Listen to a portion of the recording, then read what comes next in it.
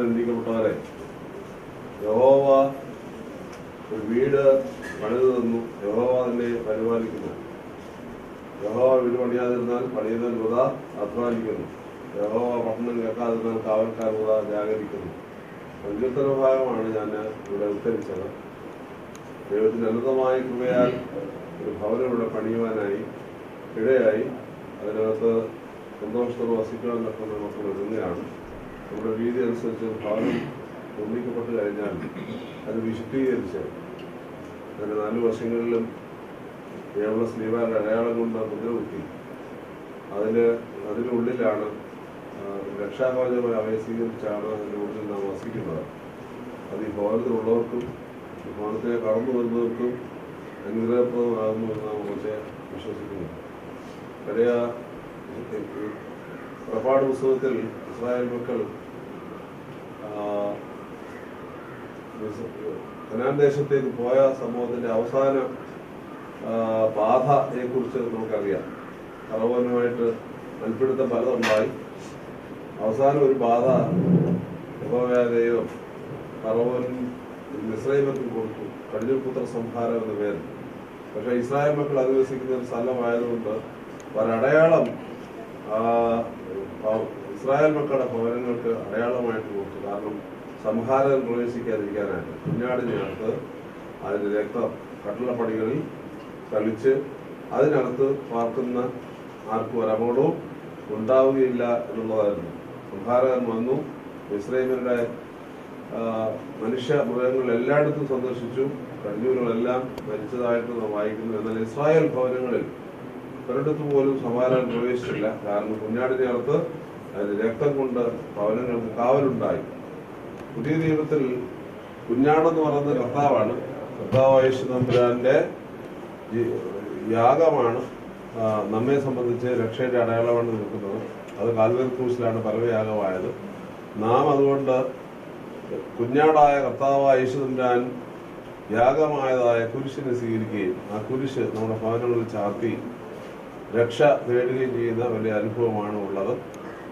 അതാണ് നമ്മളിപ്പോൾ ഈ ഭവനത്തിന്റെ വിശദീകരണത്തിലൂടെ നടത്തുന്നതായ പ്രാർത്ഥനകളിലും കാര്യങ്ങളിലും ശ്രദ്ധിക്കാനും മറ്റു പല അനുഗ്രഹപരമായ ആശയങ്ങൾ അവിടെ നിങ്ങൾക്ക് ലഭിക്കുന്നതായിരിക്കും. അങ്ങനെ ഒരു വലിയ അനുഗ്രഹത്തിനും കൃപയ്ക്കും വേണ്ടിയാണ് നാം ഇപ്പോൾ ഈ ഭവനത്തെയും ഇതിൽ വസിക്കുന്ന ദൈവമക്കളെയും സമർപ്പിക്കുന്നത്. ദൈവത്തെ സ്തുതിക്കാം. ഒരു കുടുംബമാകുന്നു എന്നുകൊണ്ട് വ്യക്തിപരമായിട്ട് ഒരു മെത്രാപ്പോലീത്ത എന്നതിനപ്പുറമായിട്ട് എനിക്കൊരല്പം സന്തോഷമുണ്ട്. പക്ഷെ ഇത്രയും വലിയൊരു പാലസ് ഒന്നും വേണ്ടാന്നുള്ളതാണ്. താഴെ മേലും എല്ലാം വലിയ പാലസൊക്കെ പണിഞ്ഞ് വെച്ചിരിക്കുന്നു. അനുഗ്രഹപ്രദമായി മുന്നോട്ട് പോകട്ടെ എന്ന് പ്രത്യേകമായിട്ട് പ്രാർത്ഥിക്കുന്നു. ക്ഷണിക കുടുംബത്തിന്റെ മുൻ സെക്രട്ടറി, കേന്ദ്ര സെക്രട്ടറി ഇവിടെ ഉണ്ടായിരുന്നില്ല, ആൾ മാറിയോ? അവിടെ ഇപ്പോൾ പ്രിയപ്പെട്ട പ്രൊഫസർ ദേവി പണിക്കർ ഇവിടെ എത്തിയിട്ടുണ്ട്. കുടുംബത്തിന് മുഴുവനായുള്ള ആശംസകൾ ഞാൻ പ്രത്യേകമായിട്ട് അറിയിക്കുകയാണ്. പാലത്താനും സെന്റ് ജോൺസ് വലിയ പള്ളിയുടെ ഒരു നല്ല ഭവനമാണിത്. പള്ളിയിലെ കൈസാരിയൊക്കെ ആയിട്ട് സേവനം അനുഷ്ഠിച്ച ആളാണ് പ്രജി. അതുപോലെ തന്നെ വെള്ളുത്തുരുത്തി ചാപ്പലിനോടും ഈ കുടുംബത്തിന് പ്രത്യേക ബന്ധമുണ്ട്. ഇപ്പോൾ ഇന്ന് പണിക്കന്മാരെല്ലാം കൂടെ അവിടെ കൂടിയിട്ടാണ് ഇപ്പോൾ ഇങ്ങോട്ട് വന്നിരിക്കുന്നത്. ഞാനും ആ കൂട്ടത്തിൽ പോയിട്ടുണ്ടായിരുന്നു. എല്ലാവരുടെയും സന്തോഷം അറിയിക്കുന്നു. ദൈവം അനുഗ്രഹിക്കട്ടെ. നമുക്ക് ഒരുമിച്ച് ഈ ഭവനത്തെ ദൈവസ്ഥാനത്തിൽ സമർപ്പിച്ച് പ്രാർത്ഥിക്കാം. ദൈവമേ, നീ പരിശുദ്ധനാകുന്നു. നീ പരിശുദ്ധനാകുന്നു.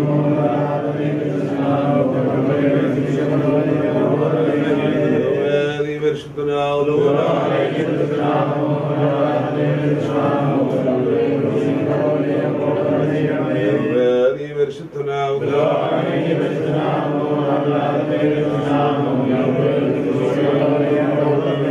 കർത്താവേ, ഞങ്ങളോട് തന്നെ ചെയ്യണമേ.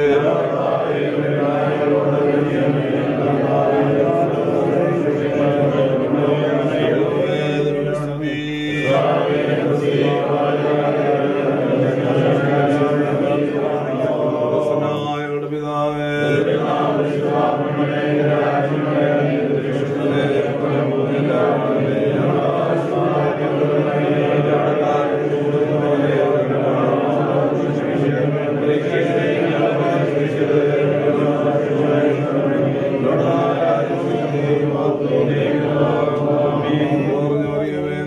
സമാധാനം.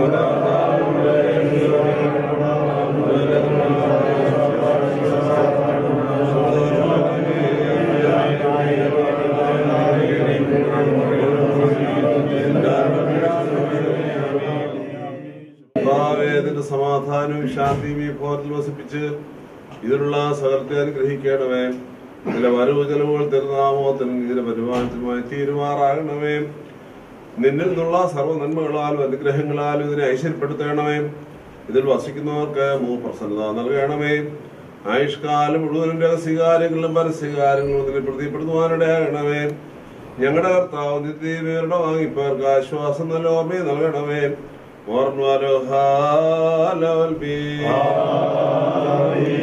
എന്റെ ആത്മാവിനെ നിങ്ങൾ ഉയർത്തുന്ന നാഥ,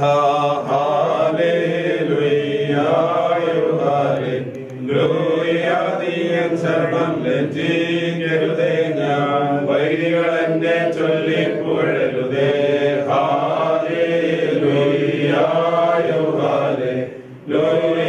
ലജ്ജിക്കരുതേ, നിന്നാലും ദോഷികൾ നാണിക്കും പാഴ്പണിയിൽ.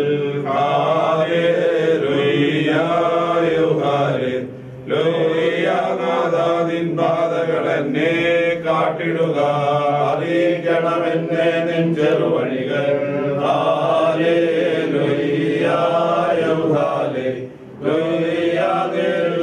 ചെന്നെ പരിശീലിപ്പിക്കാമോ പോലെ ബ്രോവൽ കാദീശോ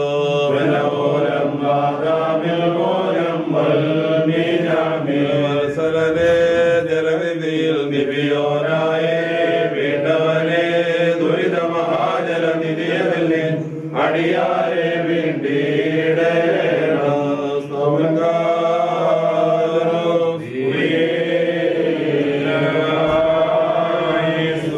സ്തോത്രവും പ്രാഹവും വീഴ്ചീർന്നാളും മഞ്ഞുമാത്ത നല്ല വിനതിയും സദാ നേരുമിരുടാതരേറ്റുവാരണീയങ്ങളെതിരായി തീരണമേ. നിങ്ങൾ പ്രവേശിക്കുന്ന ആ സകല ഭവനങ്ങൾക്കും സമാധാനം ചൊല്ലുകയെന്ന് തിരുവായി പൊഴിഞ്ഞവനായ കർത്താവേ, ശിവശിഹ നിനക്ക് സ്തുതി. കർത്താവേ, നിന്റെ സമാധാനവും ഐക്യവും ഈ ഭവനത്തിൽ ഉണ്ടാകുമാറാകണമേ. എല്ലാവിധ നാശങ്ങളിൽ നിന്റെ വാതിൽപ്പടികൾക്ക് മുദ്രയിടണമേ. സകലവിധ വേദനകളിൽ നിന്നും രോഗങ്ങളിൽ നിന്നും പാപങ്ങളിൽ നിന്നും പാർക്കുന്നവരെ കാത്തുകൊള്ളണമേ. ഇതിൽ വസിക്കുന്നവരെ ഞെരുക്കങ്ങളും ദുഃഖങ്ങളിൽ നിന്നും സംരക്ഷിച്ചുകൊള്ളണമേ. സകലവിധമായ തെറ്റുകൾ നമ്മളെ ചുതകുന്നവരെ രക്ഷിച്ചുകൊള്ളണമേ. ഈ ഭവനത്തിന്റെ സമീപത്തിലെ കാത്തുകൊള്ളുകയും ദൂരത്തെ തിരികെ വരുത്തുകയും രോഗികളെ സന്ദർശിക്കുകയും പരേതർക്ക് പാപമോചനം നൽകുകയും ചെയ്യണമേ. ഇതിൽ വസിക്കുന്നവരെ നിന്റെ സത്യവും നിന്നിലുള്ള ഭക്തിയും കരുണയും സ്നേഹവും ദൈവം കൊണ്ട് മുറയ്ക്കണമേ. എന്റെ ദാസരുടെ പൗരശുദ്ധീകരണത്തിന്റെ ഈ സമയത്തും സകല പെരുന്നാളുകളിലും നേരങ്ങളിലും കാലങ്ങളിലും സമയങ്ങളിലും ഞങ്ങളുടെ ആയുഷ്കാലം മുഴുവനും സ്തുതിയും ബഹുമാനവും ആരാധനയും അവിടത്തേക്ക് യോഗ്യമാവുന്നു.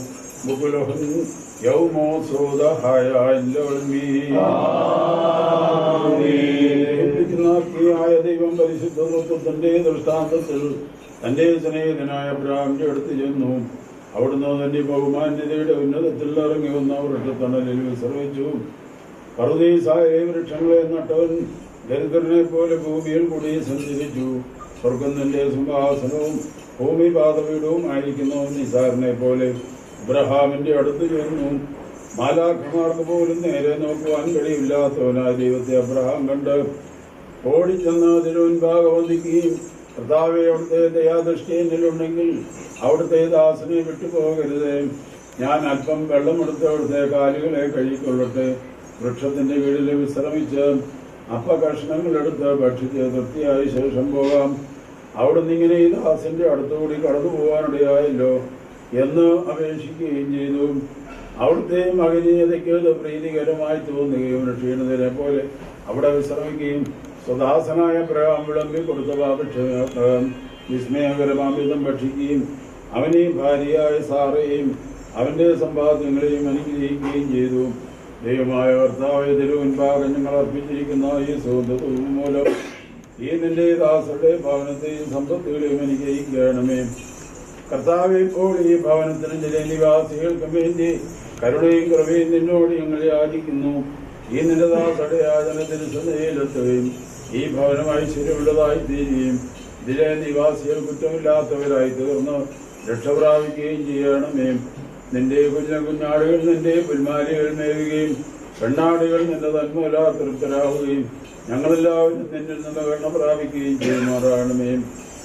കടങ്ങൾക്ക് പരിഹാരം പാവങ്ങൾക്ക് മോചനം രണ്ടു ലോകങ്ങളിൽ നിന്ന് വന്നേക്കുന്ന കൈക്കൊള്ളുമാറാകട്ടെ. വാഴ്വേറ്റ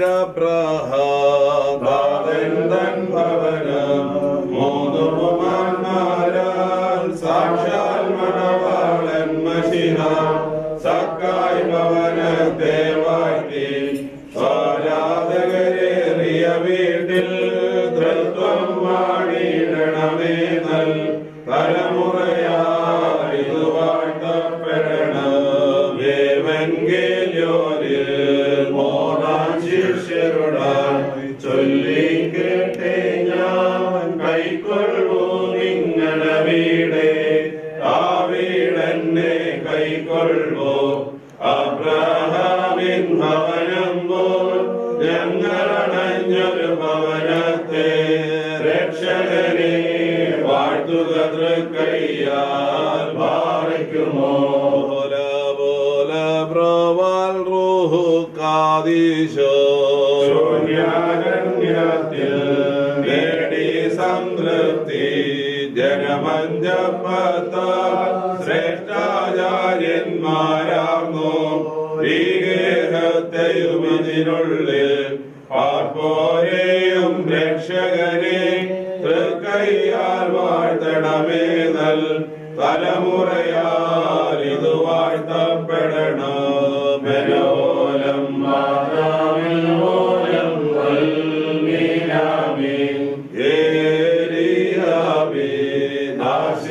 ആശീർവാദത്താൽ വിധവാഗേഹത്തിൽ കൊമ്പത്തിൽ ധാന്യപ്പൊടിയും കൊമ്പിൽ തൈലവും മറ്റില്ല. പകരണഞ്ഞൊരു ഭവനം നൽ തലമുറയാൽ ഇത് വാഴ്ത്തപ്പെടണം. പാറയ്ക്കുമാർ നിങ്ങൾ ചെല്ലുമ്പോൾ നിങ്ങളെ സ്വീകരിക്കുന്ന ഏത് ഭവനവും എന്നെയാകുന്നു സ്വീകരിക്കുന്നതെന്ന് എന്റെ പരിശുദ്ധ ശിഷ്യന്മാർ ചെയ്തവനായ വിശ്വാസംബരാനെ നിന്റെ ആരാധകരുടെ ഈ ഭവനത്തെ അനുഗ്രഹിക്കുകയും നിന്റെ പരിശുദ്ധ നാമം മൂലം ഈ നിന്റെ ദാസരെ സന്തോഷിപ്പിക്കുകയും ചെയ്യണമേ. സന്തോഷമാണെന്നോ നിറഞ്ഞ പ്രസന്ന മുഖങ്ങളോടുകൂടെ നിന്നിൽ നിന്ന് രണ്ട് ലോകങ്ങളിലും നല്ല പ്രതിഫലം പ്രാപിപ്പാൻ ഇവർക്ക് കൃപ നൽകുകയും ചെയ്യണമേ. വിശ്വാസമതും നൽകിയിടേണമേ. സാന്ത്വനമരുളി പാവനഗിരി ശിബിരങ്ങളിലേക്കു നയിച്ചിടണമെന്നേ.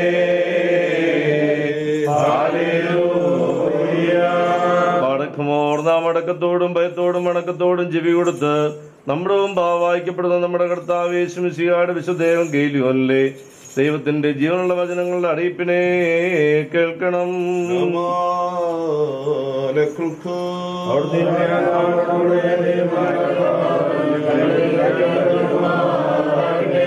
നമ്മുടെ കർത്താവായ യേശു മിശിഹായുടെ പരിശുദ്ധേവൻ ഗേലിയോൻ ലോകത്തിന് ജീവൻ രക്ഷ അറിയിക്കുന്ന അറിയിപ്പുകാരനായ പരിശുദ്ധനായ ലൂക്കോസ് ഏവൻഗേലിയോസ് തായിൽ നിന്ന്